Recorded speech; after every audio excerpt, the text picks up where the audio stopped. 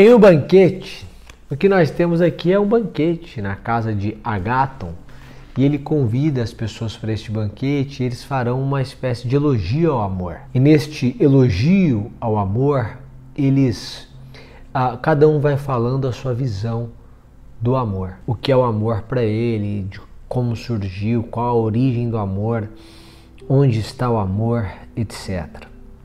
Mas no caminho para o jantar, Sócrates para por um momento e coloca-se em reflexão. Veja o que escreve Platão. É costume dele, costume de Sócrates, apartar-se às vezes de tudo e assim ficar meditando por muito tempo, imóvel e recolhido.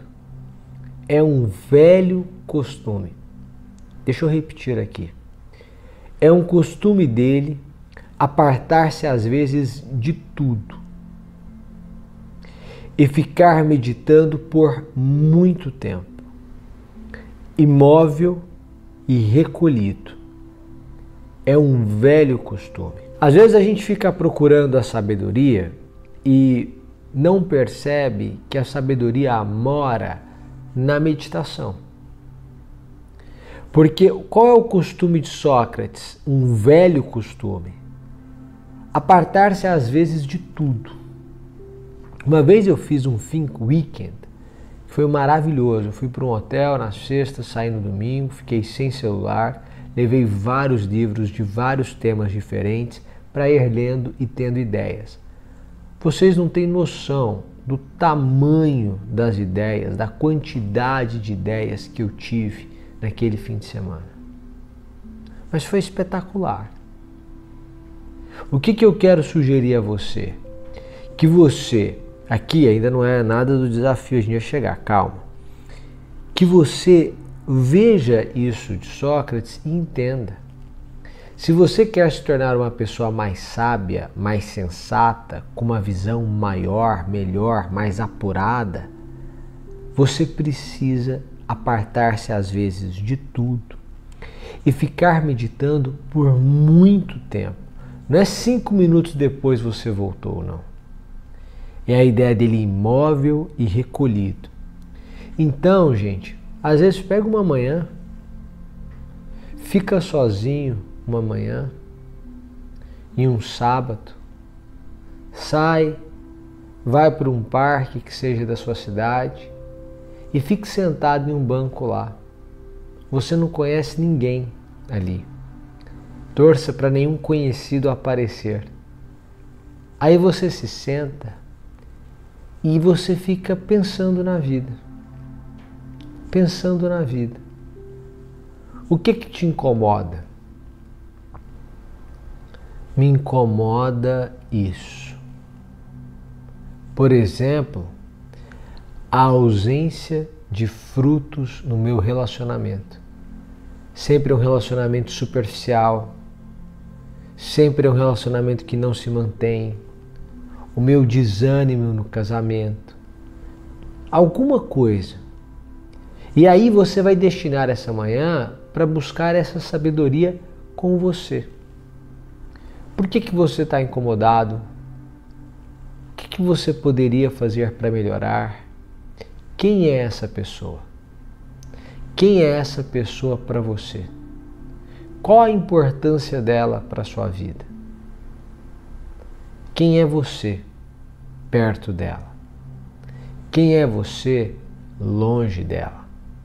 O que eu estou querendo te dizer é que eu estou trazendo uma reflexão de cunho sentimental em razão do pilar em que nós estamos. Que esse costume de Sócrates pode ser o seu costume. E se a gente quer ser um pouco mais parecido com Sócrates, um pouco mais sábio, a gente tem que adotar um comportamento um pouco mais próximo do de Sócrates. Só que a gente anda tão acelerado que na verdade a gente acaba nunca parando, nunca pensando, nunca refletindo.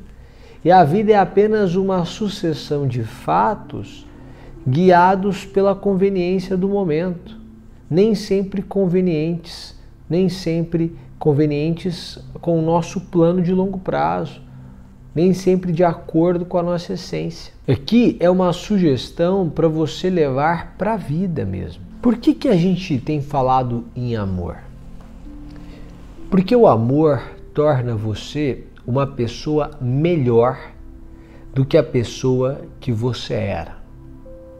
No momento em que você ama, você se torna uma pessoa melhor do que a pessoa que você era antes de amar. Só para você entender aqui. O que ama é, de certa maneira, mais divino que o objeto amado, porque possui em si divindade, é possuído por um Deus. Quando a gente ama, é como se a manifestação divina estivesse em nós. Por isso, quem ama é capaz de coisas que quem não ama não consegue entender. Quem ama é possuído por uma divindade, ou possui uma divindade, ou seja, nele habita um Deus que é o amor. Agora veja, aqui a ideia, a gente está falando de Grécia, mas você pode trazer até mesmo para o cristianismo. A ideia de Deus é amor, de o Espírito Santo habitar em você. E, portanto, quando você ama, há uma manifestação do Espírito Santo que habita em você. Ok? Ok. Por que eu estou dizendo isso? Porque muitas vezes nós nos fechamos diante das mal-sucedidas tentativas de amar, nós nos fechamos e entendemos que é melhor não amar do que amar e sofrer. E este é um equívoco. Porque quando nós decidimos nos fechar para que não amemos mais, isso significa que nós de alguma forma extirpamos a divindade que habita em nós. Porque a manifestação do amor é uma manifestação do Espírito de Deus que habita em nós. Primeiro, medite como Sócrates, sem pressa, por muito tempo, sozinho, recolhido, quieto. Segundo, não se feche ao amor. Bauman vai dizer o seguinte: amar significa entregar-se ao destino, aceitar o destino. Depois a gente vai falar sobre isso. Tá, Summer, e daí? Vamos lá. A opinião geral é de que é mais belo amar publicamente do que às escondidas, que é honroso triunfar no amor e é vergonhoso nele fracassar. Por que muitas vezes a gente se incomoda com o resultado social do nosso amor? Ou seja, como a sociedade nos enxerga no campo das relações. É bem-sucedido aquele que triunfa no amor. Pensando na sociedade contemporânea, aquele que encontra uma pessoa boa, inteligente, competente, de boa índole, com essa retidão de caráter, e com essa pessoa se une e faz com ela e torna-se com ela uma só carne. A própria ideia do grego é a mesma, tá? Porque a ideia do grego é que o homem, na verdade, teria 4 mãos e 4 pés, ele andaria com 4 pés, portanto seria um quadrúpede. Mas aí você separa os dois para que eles andem tesos, procurando a sua outra metade. E essa é a história. Então ele encontra a sua outra metade, se une para voltar à essência e tornar-se um. Daí a ideia da minha metade, né? Cadê a minha metade? E aí ele torna-se um. Qual é a ideia de triunfar no amor? A ideia de triunfar no amor na sociedade é encontrar esta pessoa e tornar-se com ela uma só.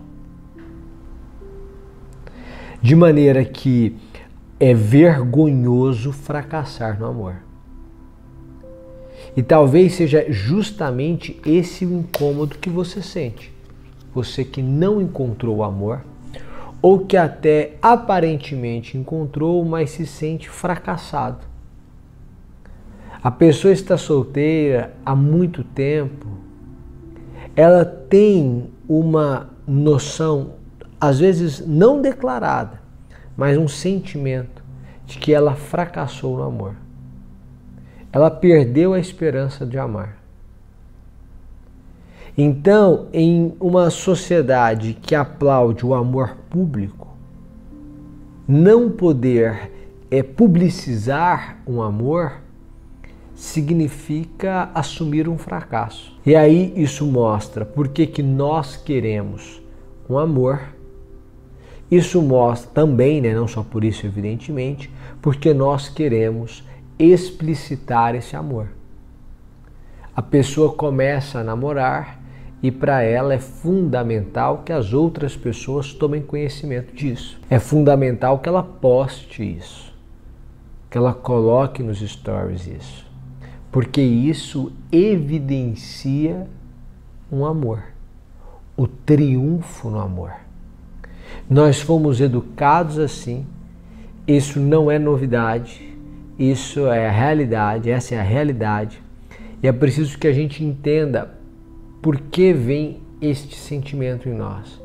Porque nós, enquanto cultura, aprendemos que é honroso triunfar no amor e vergonhoso nele fracassar. Então, o seu sentimento de fracasso, de vergonha, de constrangimento, pelo fato de você não ter alguém neste momento, é um sentimento completamente compreensível.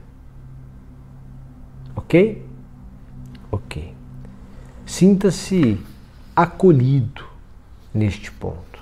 Sinta-se completamente acolhido neste ponto. Samuel, você já me disse para meditar como Sócrates.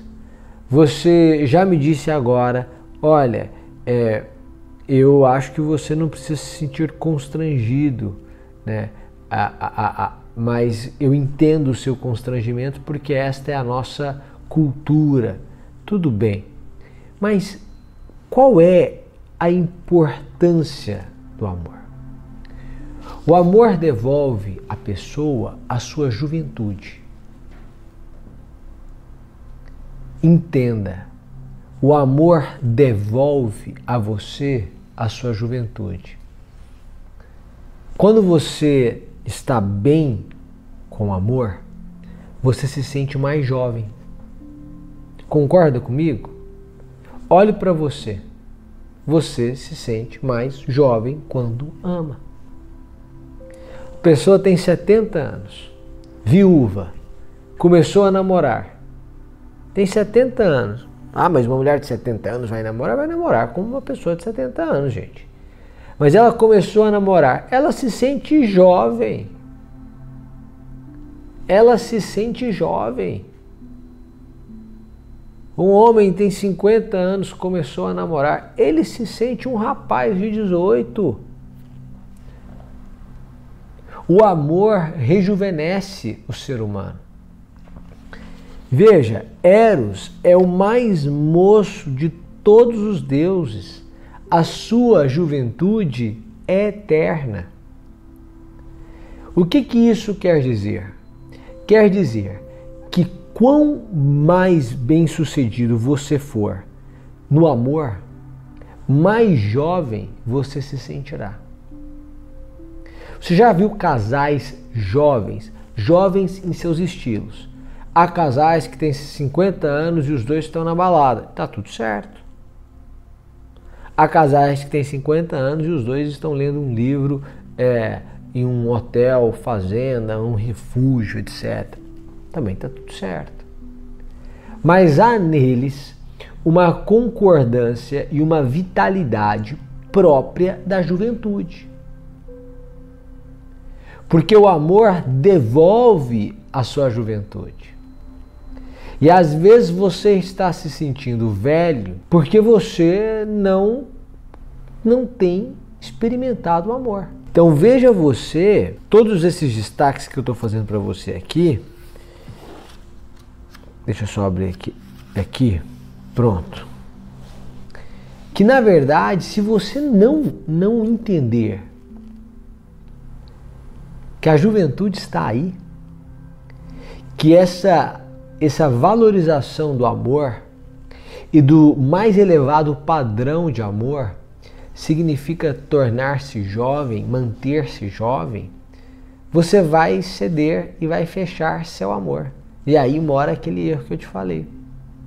A pessoa se fecha ao amor, ela deixa de manifestar a potencialidade divina que nela habita e pior, ela se torna velha, carrancuda, sisuda, fechada, casmurra. Pois é.